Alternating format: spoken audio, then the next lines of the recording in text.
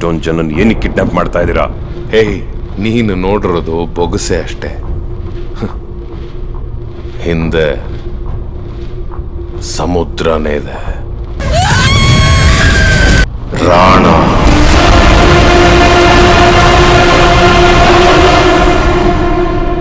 ರಾಕ್ಷಸರನ್ನ ನೋಡಿದ್ರೆ ನಾವು ಉಚ್ಚೆ ಹೊಯ್ಕೋತೀವಿ ಅಂತ ರಾಕ್ಷಸರೇ ಅವನ್ನ ನೋಡಿದ್ರೆ ಉಚ್ಚೆ ಹೊಯ್ಕೋತಾರೆ.